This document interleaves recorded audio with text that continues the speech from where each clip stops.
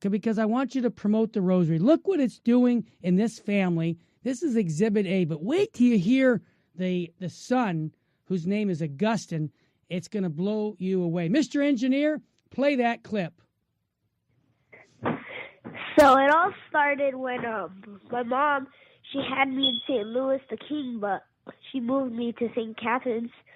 So it was my first time being there in first grade. Mm-hmm. And then as I was in first grade, my teacher, Miss Garcia, she'd always she'd always make time. And every morning after breakfast, we'd go sit on the carpet. Everyone she'd have a bunch of rosaries. She'd hand one out to each one of us. Mm-hmm. We sit nicely at the carpet and we'd just pray the rosary there. How old were you at that time, Augustine? How old were you? Right now I'm 9. So no. How old were you when that was that in first grade when you were probably 6 or 5? I don't know. I have to count back. That's okay. Here. That's all right. So tell us what happened. So she taught you how to pray the rosary? Yeah, and then when I came home, I told my mom all about this, and then and then she said it's cool, so then we started praying it with our family, with her, and then also then later, right now, when I was in second grade, then I started praying the rosary, and also I noticed that prayer is just like a little seed that when you start having your first prayer, it's planting the seed of prayer, and it grows as you pray more.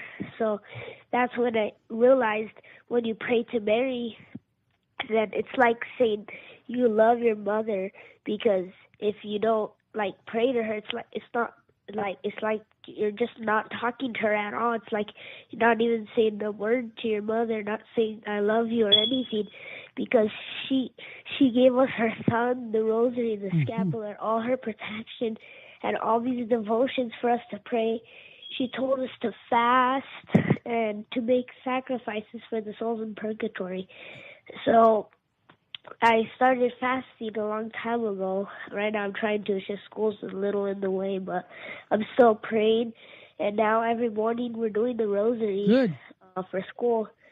So also I remember, because on EWTN, the show, before it prays the rosary with Mother Angelica, it shows all the sayings about the rosary, just a little of them.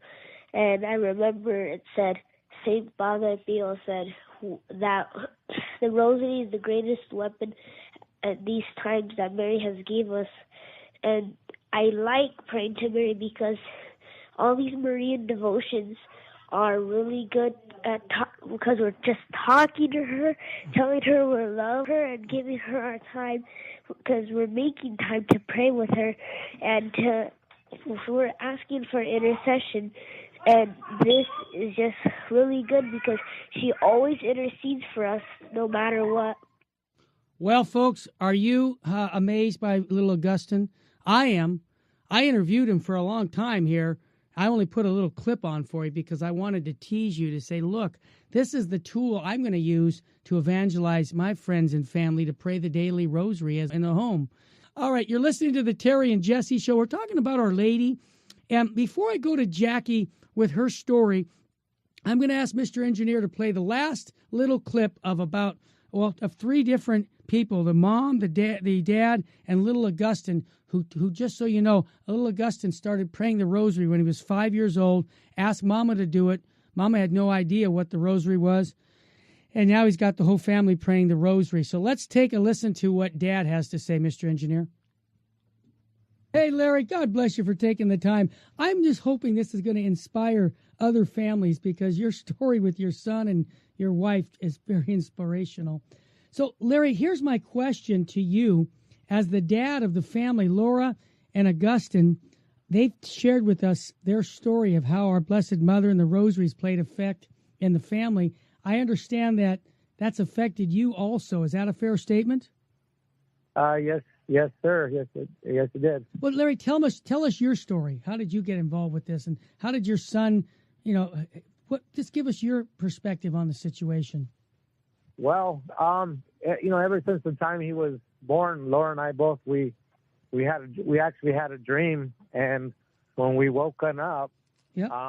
our dreams matched each other, and we're from San Diego, California, and there's a school called St. Augustine, and the dream that I had was I was at St. Augustine looking for Laura, and Laura's dream was something similar, and so we say, no, we're going to name our son Augustine.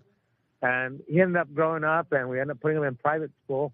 And from the time he was young, he just really inspired us. And, he would do things like he would choose to pray the rosary rather than go out and play with the rest of the kids in school. And Wow. And then he would just get us together as a family. He says, Dad, Mom, let's pray the rosary as a family. Amazing. And next thing you know, we're praying the rosary as a family. And I had a few powerful dreams that I knew was the Blessed Mother. There was a time not too long ago where I was doing a whole lot of drinking, a little bit more than social, and Sure.